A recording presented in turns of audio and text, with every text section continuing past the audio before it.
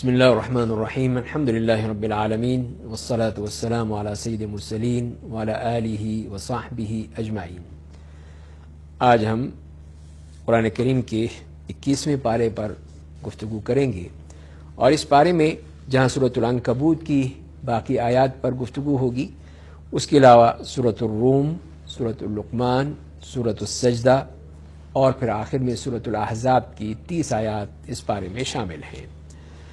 سورہ عنکبوت میں ہم بات کر رہے تھے حضرت ابراہیم علیہ السلام کی دعوت کی، اور ان کی دعوت پر ان کے بھتیجے حضرت لوط علیہ السلام نے دعوت قبول کی، اور وہ پھر اپنی قوم کے پاس آئے اور قوم کو فحاشی بے حیائی کی باتوں سے منع کیا، اور یہ لوگ اس قدر بے شرم تھے کہ مجلس میں منکر افعال کیا کرتے تھے۔ قوم نے عذاب کو دعوت دی، حضرت لوط نے اللہ سے دعا کی، رب انصرنی علی القوم المفسدین۔ اور اگلی آیت میں اللہ تعالیٰ نے حضرت شعیب علیہ السلام کا تذکرہ فرمایا، جن کو مدین بھیجا گیا۔ انہوں نے ان کو 3 باتوں کی دعوت دی: اللہ کی بندگی کرو، قیامت کے دن کی امید رکھو، اور فساد مت پھیلاؤ۔ قوم نے تکذیب کی، ایک سخت زلزلے الرجفہ نے آ لیا، اور وہ اپنے گھر میں پڑے کے پڑے رہ گئے۔ عاد و سمود کو اللہ تعالیٰ نے ہلاک کیا، ان کے اعمال کو شیطان نے خوشنما بنا دیا تھا۔ اللہ تعالیٰ نے قارون، فرعون اور حامان کو ہلاک کیا، یہ استکبار فی الارض کے مجرم تھے۔ اور آخر میں قوموں کی ہلاکتوں کے 4 مختلف طریقے بیان کیے گئے، اور ہلاکت گناہوں کی وجہ سے ہی ہوتی ہے کہ ان کو ہلاک کیا گیا تیز آندھی سے، بعض کو الصیحہ یعنی دھماکے سے، بعض کو خسف زمین میں دھسا کر، اور بعض کو غرق کیا۔ اور اس کے بعد ہم دیکھتے ہیں کہ اللہ تعالیٰ نے مکڑی کی تمثیل بیان کی ہے، اور اس کے ذریعے سے عقیدہ ولایت کا ابطال کیا گیا ہے، اور یہ بتا دیا گیا کہ ولایت کا عقیدہ مکڑی کے کمزور گھر کی طرح ہے، جو نہ سکون پہنچا سکتا ہے اور نہ تحفظ فراہم کر سکتا ہے۔ اللہ کا سہارا مضبوط ہے، اور غیر اللہ کا سہارا انتہائی کمزور ہے۔ جن لوگوں نے اولیاء بنائے، ان کی مثال مکڑی جیسی ہے۔ مثل الذین اتخذوا من دون اللہ اولیاء کمثل العنکبوت اتخذت بیتا۔ اور اس کے بعد ہم دیکھتے ہیں کہ اس میں اسی پارے میں 21ویں پارے میں جو 5واں پیراگراف ہے، آیت نمبر 44 سے لے کر 55 تک، اس میں دلائل توحید دیے گئے ہیں، اعتراضات کا مسکت جواب دیا گیا ہے، اور عیسائیوں میں احسان کے ساتھ دعوت توحید دینے کے آداب سکھائے گئے ہیں۔ رسول اللہ صلی اللہ علیہ وسلم کو ہدایت کی گئی ہے کہ وہ قرآن سے تبلیغ کریں اور نماز کے ذریعے سے اللہ کو یاد کریں۔ یقین نماز برائی اور بے حیائی سے روکتی ہے، لیکن نماز میں اصل چیز ذکر ہے، وَلَذِكْرُ اللَّهِ أَكْبَرُ۔ اہل کتاب کے ساتھ خوبصورتی سے بحث و مجادلہ کرنا چاہیے، انہیں بتانا چاہیے کہ اسی طرح کی چیز جو ہمارے پاس بھی بھیجی گئی ہے، ان سے کہنا چاہیے کہ ہمارا تمہارا خدا ایک ہے، ہم اسی کے فرمانبردار مسلم ہیں۔ رسول اللہ صلی اللہ علیہ وسلم پر اعتراض کا جواب دیا گیا کہ یہ قرآن خود آپ صلی اللہ علیہ وسلم کی تصنیف نہیں ہے، یہ اللہ کا کلام ہے۔ رسول اللہ صلی اللہ علیہ وسلم نہ تو پہلے پڑھتے تھے، نہ ہاتھ سے لکھتے تھے، پھر باطل پرست شک میں کیوں مبتلا ہو جاتے ہیں؟ اور پھر 6 پیراگراف میں ہجرت کا حکم دیا گیا، رزق کا وعدہ کیا گیا۔ اگر مقامی جگہ پر دین پر عمل درآمد ممکن نہ ہو تو مسلمانوں کو کسی دوسرے مقام پر ہجرت کرنا ضروری ہے۔ ایمان لا کر عمل صالح، اور ہجرت کرنے والوں کے لیے جنت کی بلند و بالا عمارتیں ہیں جن کے نیچے نہریں بہتی ہوں گی۔ کیا ہی عمدہ اجر ہے ان لوگوں کے لیے جنہوں نے مشکل حالات میں صبر کیا اور اپنے رب پر بھروسہ کرتے ہیں۔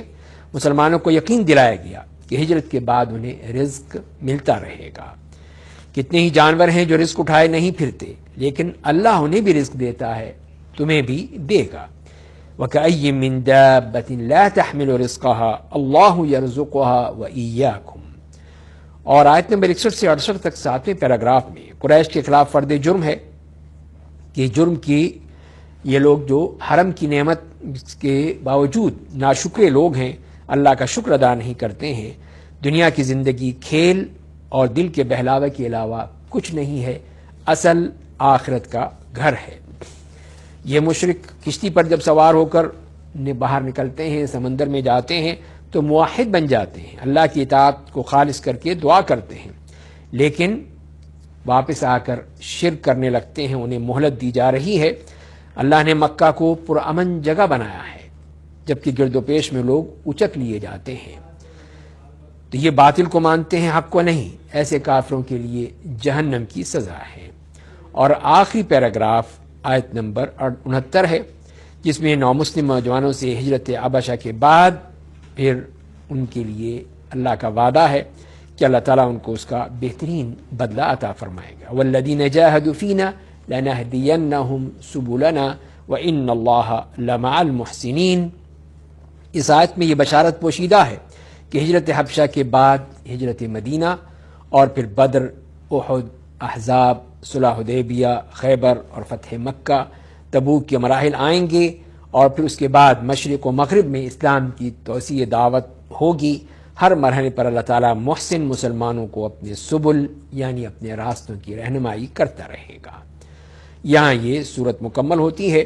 اگلی صورت کی طرف چلتے ہیں جو صورت الروم ہے، اور اس کے مضامین کے لحاظ سے بھی ہم اس کو 8 پیراگراف میں تقسیم کر سکتے ہیں۔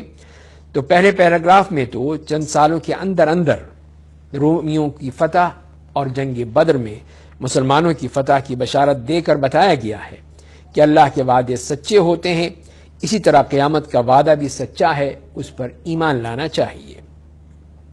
چنانچہ رمضان 2 ہجری بمطابق 624 میلادی میں یا عیسوی میں جنگ بدر کی فتح کا وعدہ پورا ہوا۔ آخرت بھی واقع ہو کر رہے گی، اور جن سے مشرکین مکہ غافل ہیں اور اس کو نہیں سمجھتے ہیں، نہیں قبول کرتے ہیں۔ اور دوسرے پیراگراف میں دلائل توحید اور دلائل آخرت دیے گئے ہیں، اور آخرت پر ایمان لانے کے لیے انفس اور آفاق کی نشانیوں پر غور کرنے کی دعوت دی گئی ہے۔ طاقتور قوموں کو ہلاکتوں کے 3 اسباب بیان کیے گئے: رسولوں کا انکار، تکذیب آیات اور استہزاء، یعنی رسولوں کی دعوت کا مذاق اڑانا۔ اللہ ظالم نہ تھا، بلکہ یہ خود اپنے اوپر ظلم کرتے تھے۔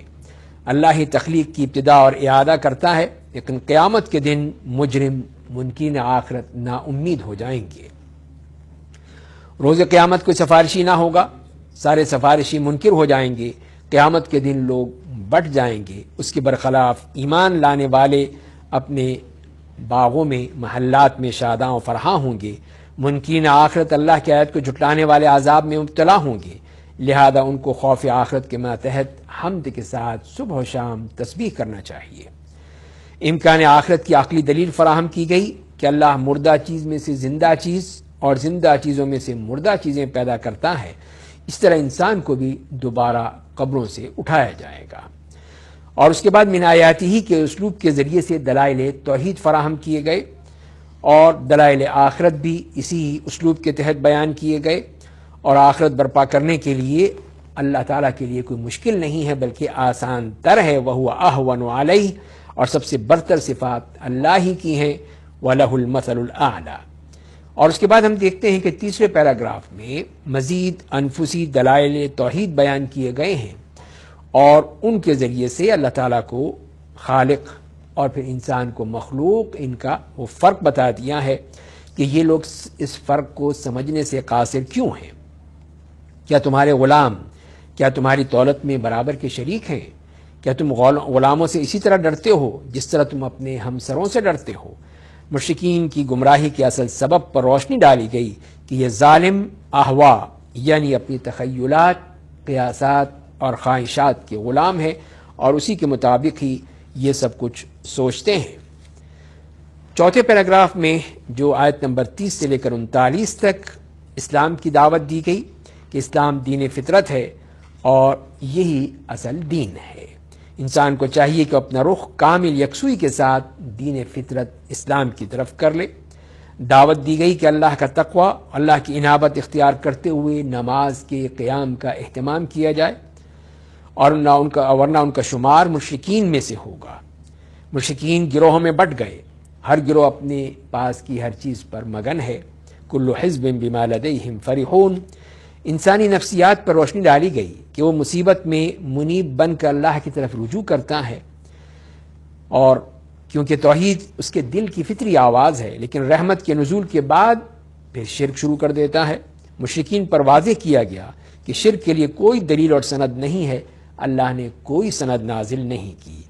اللہ تعالیٰ کی خوشنودی وجہ اللہ حاصل کرنے کے لیے رشتہ داروں، مسکینوں اور مسافروں کے حقوق ادا کرنے کا حکم دیا گیا کہ یہی لوگ فلاح پائیں گے۔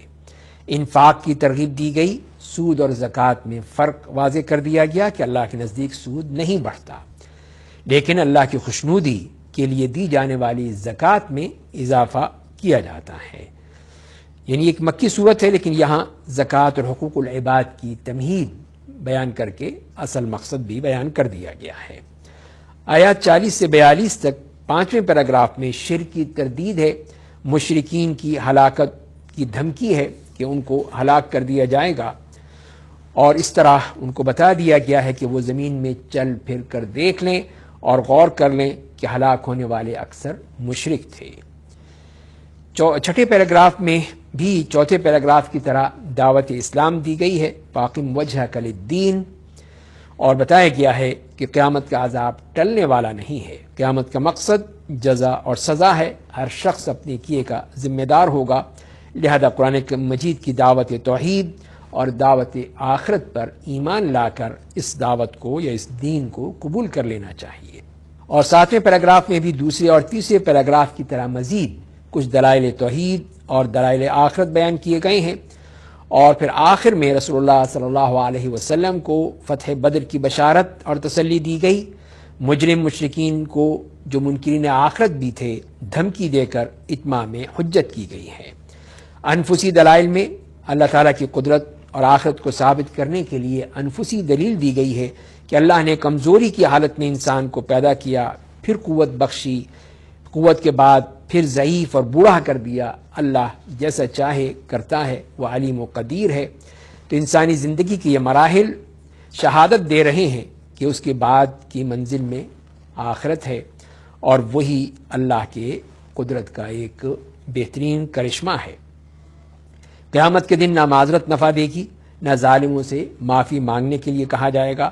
مشرکین کو بتا دیا گیا کہ وہ ضدی ہیں، اللہ نے اس قرآن میں طرح طرح سے سمجھایا ہے، لیکن خواہ کوئی نشانی بھی آ جائے منکر اسے باطل ہی کہیں گے۔ اس طرح اللہ تعالیٰ بے علم لوگوں کے دلوں پر ٹھپا لگا دیتا ہے۔ آخری آیت میں رسول اللہ صلی اللہ علیہ وسلم کو صبر کی نصیحت کی گئی، منکرین آخرت کو دھمکی دی گئی کہ اللہ کا وعدہ سچا ہے، آخرت پر یقین نہ رکھنے والے رسول اللہ صلی اللہ علیہ وسلم کو ہلکا خیال نہ کریں۔ فاصبر ان وعد اللہ حق ولا يستخفنك الذين لا يوقنون۔ چند سالوں میں مشرکین مکہ شکست سے دوچار ہوں گے اور مسلمان میدان بدر میں کامیاب و کامران ہوں گے۔ تو یہاں یہ صورت بھی مکمل ہوتی ہے۔ اس پارے کی اگلی صورت سورۃ لقمان ہے۔ اس کو ہم مضامین کے لحاظ سے 4 پیراگراف میں تقسیم کر سکتے ہیں۔ پہلی 9 آیات میں اللہ حکیم ہے، اس کا کلام بھی حکمت سے معمور ہے، جزا اور سزا میں بھی حکمت ہے، یہ بتایا گیا ہے۔ اور یہ بتایا گیا اس حصے میں کہ قرآن مجید کی آیات محسنین کے لیے ہدایت اور رحمت ہیں۔ محسنین نماز قائم کرتے ہیں، زکوٰۃ دیتے ہیں، آخرت پر یقین رکھتے ہیں، یہ ہدایت پر ہیں اور فلاح پائیں گے۔ لہو الحدیث کا تذکرہ کیا گیا، یعنی کلام دل فریب سے کام لے کر اللہ کے راستے سے روکنے، اور پھر ان روکنے والوں کے لیے سخت عذاب کی وعید ہے۔ اور اسی سے معلوم ہوا کہ یہ موسیقی ناجائز ہے۔ دنیا دار لیڈر لوگوں کو اللہ کے راستے سے بھٹکانا چاہتے ہیں، دعوت کا مذاق اڑاتے ہیں، دعوت سن کر منہ پھیر لیتے ہیں، تکبر سے کام لیتے ہیں جیسے وہ بہرے ہیں، انہوں نے سنا ہی نہیں ہے۔ انہیں عذاب ہوگا، اس کے خلاف ایمان لا کر نیک عمل کرنے والوں کے لیے نعمت بھرے باغات ہوں گے۔ دوسرے پیراگراف میں آیت نمبر 10 سے لے کر 12 تک بتایا گیا کہ شرک ظلم عظیم ہے اور توحید سراپا عدل ہے۔ تو اس حصے میں اللہ تعالیٰ نے حضرت لقمان کو جو حکمت عطا کی اور حکم دیا کہ وہ اللہ کا شکر ادا کریں، اور شکر اپنے آپ کے لیے مفید ہے، اللہ غنی حمید ہے، شرک نہ کریں، یہ ظلم عظیم ہے۔ تیسرے پیراگراف میں آیت نمبر 13 سے 19 تک حضرت لقمان کی جامع نصیحتیں بیان کی گئی ہیں، جو دراصل ایک مومن کی صفات ہیں۔ یا بنی لا تشرک باللہ ان الشرک لظلم عظیم، عقائد میں شرک سے روکا گیا، اللہ کی صفات بیان کر کے علم اور اختیار کی وضاحت کی گئی، عبادات میں نماز کا حکم دیا گیا، معاشرت میں والدین کے ساتھ حسن سلوک کرنے کا حکم دیا گیا اور اس کے ذریعے سے اطاعت کی حدود کا تعین کر دیا گیا۔ آداب دعوت بتائے گئے کہ نیکی کا حکم دیا جائے، برائی سے روکا جائے، اخلاقیات میں صبر کی نصیحت کی، میانہ روی کا حکم دیا گیا، گفتگو کے آداب سکھائے گئے، چیخنے چلانے کو گدھے کی آواز سے تشبیہ دی گئی، اور اجتماعی زندگی کا ادب سکھایا گیا کہ صرف ان لیڈروں کی پیروی کی جائے جن میں اللہ کی انابت پائی جاتی ہے، اللہ کا شکر ادا کریں، شرک نہ کریں، ظلم عظیم ہے، اور اس کے ساتھ ساتھ پھر والدین کے ساتھ احسان کی ہدایت کی گئی ہے، بالخصوص ماں کے ساتھ احسان کے وہ تکلیف پر تکلیف اٹھا کر پیٹ میں رکھتی ہے، 2 سال تک دودھ پلاتی ہے، اللہ کا شکر اور والدین کا شکر ادا کرنے کی نصیحت کر کے بتایا گیا کہ والدین بھی شرک پر مجبور کریں تو ان کی اطاعت نہیں کی جائے گی، ہاں معروف میں ان کا ساتھ دیا جا سکتا ہے، اور نیک لوگوں کے راستے کو اپنانے کا حکم دیا گیا۔ حضرت لقمان نے ایک خوبصورت تمثیل کے ذریعے سے اپنے بیٹے کو علم اور اختیار سمجھا کر آخرت کی دلیل دی ہے کہ بیٹا نماز قائم کرو، نیکی کا حکم دو، بدی سے منع کرو، مصیبت پر صبر کرو، لوگوں سے منہ پھلا کر بات مت کرو، زمین میں اکڑ کر مت چلو، اپنی چال میں اعتدال رکھو، آواز پست رکھو، سب آوازوں سے زیادہ بری آواز گدھے کی آواز ہوتی ہے، اور پھر آخر میں توحید کی دلیل دے کر اس کے اثبات اور شرک کا ابطال کیا گیا کہ مکہ کے مشرک نوجوانوں کو سمجھایا گیا کہ وہ دلائل پر غور کریں اور آبا پرستی سے بچ کر اسلام کی دعوت کو قبول کر لیں۔ آفاقی دلائل پیش کیے گئے کہ اللہ نے زمین و آسمان کی ساری چیزیں انسانوں کے لیے مسخر کر دی گئی ہیں، توحید و اسماء و صفات بیان کیا گیا کہ اللہ تعالیٰ ہی تعریف کا مستحق ہے، اگر سارے درخت قلم بن جائیں، سمندر دوات بن جائیں، 7 مزید سمندر روشنائی مہیا کریں، تب بھی کلمات اللہ تعالیٰ کی صفات جو اس کے ناموں کے ذریعے بیان ہوئی ختم نہیں ہوں گی۔ اللہ عزیز و حکیم ہے۔ ایک عقلی دلیل دے کر ثابت کیا گیا کہ اللہ تعالیٰ نے سارے انسانوں کو، اللہ کے لیے سارے انسانوں کو پیدا کرنا اور مارنا ایک شخص کی پیدائش اور موت کے برابر ہے، اللہ تعالیٰ سمیع اور بصیر ہے۔ یہ دلیل قدرت بھی ہے، دلیل آخرت بھی ہے۔ توحید کی دلیلیں پیش کی گئیں کہ اللہ ہی رات میں دن اور دن میں رات پروتا ہے، اس نے شمس و قمر کی تسخیر کی ہے۔ توحید کے انفسی دلائل دیے گئے کہ انسان کو کشتیوں اور جہازوں پر غور کر کے اللہ تعالیٰ کی آیات کا مشاہدہ کرنا چاہیے، اور اس کے بعد پھر ہم آخر میں دیکھتے ہیں کہ توحید علم یعنی 5 چیزوں پر غور کرنے کی دعوت دی گئی کہ ان سب چیزوں کا علم صرف اللہ کے پاس ہے اور کسی کے پاس نہیں ہے، اور وہ ہے ان اللہ عنده علم الساعہ، قیامت کی گھڑی کا علم صرف اللہ ہی کو ہے، وَيُنَزِّلُ الْغَيْثَ، وہی بارش برساتا ہے، وَيَعْلَمُ مَا فِي الْأَرْحَامِ، وہی جانتا ہے کہ ماؤں کے رحم میں کیا ہے، وَمَا تَدْرِي نَفْسٌ مَاذَا تَكْسِبُ غَدًا، کوئی نفس کل کی کمائی سے باخبر نہیں ہے، وَمَا تَدْرِي نَفْسٌ بِأَيِّ أَرْضٍ تَمُوتُ إِنَّ اللَّهَ عَلِيمٌ خَبِيرٌ، کوئی نفس اپنی سرزمین موت سے باخبر نہیں ہے، اللہ علیم و خبیر ہے۔ یہاں یہ صورت بھی مکمل ہوتی ہے۔ اگلی صورت سورۃ السجدہ ہے۔ اس کی جو پہلی 6 آیات ہیں اس میں اللہ تعالیٰ کی صفات بیان کر کے اس کا تعارف پیش کیا گیا ہے کہ وہ رب العالمین ہے، اسی نے قرآن نازل کیا۔ یہ قرآن رسول اللہ صلی اللہ علیہ وسلم کی افتراء نہیں ہے، اللہ تعالیٰ خالق ہے، ولی ہے، شفیع ہے، اس کے علاوہ اور کوئی ولی ہے نہ شفیع ہے، وہی مدبر ہے، عالم غیب و شہادت ہے اور عزیز و رحیم ہے۔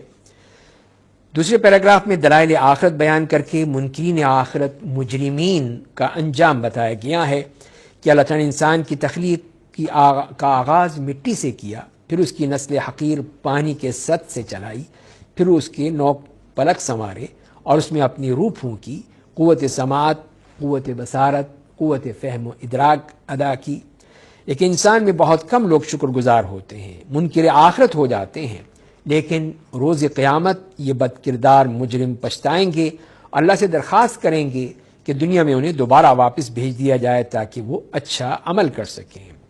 اور تیسرے پیراگراف میں قرآن پر ایمان لانے والے مومنوں کی صفات بیان کی گئی ہیں کہ اہل ایمان اللہ کی آیات سن کر سجدے میں گر پڑتے ہیں، حمد و تسبیح بیان کرتے ہیں، تکبر نہیں کرتے، ان کی پیٹھیں بستروں سے الگ رہتی ہیں، اپنے رب کو خوف و طمع سے پکارتے ہیں، انفاق کرتے ہیں، ان خوش نصیبوں کے لیے اللہ کے ہاں بہترین قسم کے انعامات ہوں گے۔ صاف بتا دیا گیا کہ مومن اور فاسق ہرگز برابر اور ایک جیسے نہیں ہو سکتے۔ ایمان اور عمل صالح کرنے والوں کے لیے جنت ہے، فاسقوں کے لیے دوزخ تیار کی گئی ہے، اور جو بھی اللہ تعالیٰ کے احکام سے منہ موڑتا ہے وہی مجرم ہے جن سے انتقام لیا جائے گا۔ اور آیت نمبر 23 سے لے کر ہم دیکھتے ہیں کہ اگلی آیت تک چوتھے پیراگراف میں جزا و سزا کے تاریخی دلائل بھی دیے گئے ہیں اور دلائل ربوبیت بھی بیان کیے گئے ہیں، اور اس میں منکرین آخرت کی قوموں کی ہلاکت کا بھی تذکرہ فرما دیا گیا ہے۔ آخرت کی دلیل ربوبیت سے فراہم کی گئی ہے کہ اللہ تعالیٰ اپنی قدرت سے بارش کے ذریعے سے بنجر زمین کو بھی سیراب کر دیتا ہے، انسانوں اور جانوروں کو کھلاتا ہے۔ یہی خدا مردوں کو زندہ کر کے آخرت برپا کر دے گا۔ اور پھر آخری پیراگراف میں 28 سے 30 نمبر آیات تک رسول اللہ صلی اللہ علیہ وسلم کو ان منکرین آخرت سے اعراض کرنے کی ہدایت دی گئی ہے کہ منکرین آخرت سوال کرتے ہیں کہ قیامت کب آئے گی، تو آپ ان سے منکرین آخرت بھی انتظار کر رہے ہیں، آپ بھی انتظار کیجئے، اللہ تعالیٰ بہت جلد فیصلہ کر دے گا۔ اس میں یہ بشارت بھی پوشیدہ ہے کہ بالآخر مسلمان ہی غالب ہو کر رہیں گے۔ یہاں یہ صورت بھی مکمل ہوتی ہے۔ اس کے بعد ہم اگلی صورت کی طرف آتے ہیں جو کہ سورۃ الاحزاب ہے، اور سورۃ الاحزاب بھی ایک لمبی صورت ہے جس میں 12 پیراگراف ہیں، تو اس میں سے جو آیات اس صورت میں ہیں ان پر ہم بات کرتے ہیں۔ اور اس میں ہم دیکھتے ہیں کہ آیت نمبر 1 سے لے کر 3 یعنی پہلے پیراگراف میں کافروں اور منافقین کی اطاعت نہ کرنے کا حکم دیا گیا ہے، اور آیات 4 تا 6 تک سماجی عدل کے احکام دیے گئے ہیں کہ سماجی عدل کے قیام کی وضاحت کی گئی ہے کہ زہار سے بیوی ہرگز ماں نہیں بن جاتی، اسی طرح منہ بولا بیٹا بھی سگا بیٹا نہیں بن سکتا، اور منہ بولے بیٹوں کو سرپرست کے بجائے ان کے اصل باپ کے نام سے پکارنے کا حکم دیا گیا۔ یہی سماجی عدل کا اصل تقاضا ہے۔ اور تیسرے پیراگراف میں انبیاء کے میثاق کا مقصد بیان کیا گیا، اور یہ بتایا گیا کہ تمام انبیاء دعوت و تبلیغ کا جو پختہ عہد ان سے لیا جاتا ہے اس کا مقصد صادقین کو ان کی سچائی کی جزا اور کافروں کو ان کی تکذیب کی سزا دینا ہے۔ اور چوتھے پیراگراف میں منافقین کے کردار پر روشنی ڈالی گئی ہے کہ جنگ احزاب کے موقع پر منافقین کے کردار پر واضح کر کے یہ بتایا گیا کہ انہوں نے کس طرح مسلمانوں کے خلاف سازشیں کی۔ اللہ تعالیٰ نے ایک آندھی بھیج کر مسلمانوں کی مدد کی اور قریش اور ان کے حلیفوں کو بھاگنے پر مجبور کر دیا۔ منافقین جھوٹے بہانے بنا کر جنگ سے رخصت لے رہے تھے۔ منافقین اللہ اور رسول صلی اللہ علیہ وسلم کے بارے میں بدگمانی سے کام لے رہے تھے کہ ان کے وعدے فریب ہیں۔ جنگ میں ان منافقین کی شرکت برائے نام تھی۔ ان سے کہا گیا کہ تمہارے لیے رسول اللہ صلی اللہ علیہ وسلم کی زندگی میں بہترین نمونہ ہے، اور تم اس پر عمل کرو گے تبھی تم کامیاب ہو سکتے ہو۔ اور جبکہ خود نبی کریم صلی اللہ علیہ وسلم بنفس نفیس خندق کھود رہے تھے، بشرطے کہ تم اللہ سے ملاقات پر ایمان لاؤ اور یوم آخرت پر یقین کر کے کثرت سے ذکر کا اہتمام کرو۔ اور پھر 5ویں پیراگراف میں مخلص صحابہ کے کردار پر روشنی ڈالی گئی کہ یہ مخلص صحابہ جو دشمن کو دیکھ کر ان کا ایمان اور ان کا جذبہ اطاعت تسلیم بڑھ گیا، اور ان کے عزم و حوصلہ میں کمی نہیں آئی۔ کچھ نے اپنا عہد پورا کر کے دکھایا اور کچھ منتظر ہیں۔ من المؤمنین رجال صدقوا ما عاهدوا الله علیہ فمنهم من قضى نحبه ومنهم من ينتظر وما بدلوا تبدیلا۔ اور پھر اس پارے کے آخر میں یہودی قبیلے بنی قریظہ کا انجام بتایا گیا کہ عہد شکنی کی سزا میں ان کے مردوں کو قتل کیا گیا، عورتوں کو قیدی بنا لیا گیا، ان پر روب کے ذریعے سے فتح حاصل ہوئی، مسلمانوں کو ان کے اموال اور زمینوں کا مالک بنا دیا گیا۔ اگلی آیات ہم اگلے پارے میں پڑھیں گے انشاءاللہ۔ اللہ تعالی ہمیں قرآن کو پڑھنے، سمجھنے اور عمل کرنے کی توفیق عطا فرمائے۔ وآخر دعوانا ان الحمد للہ رب العالمین۔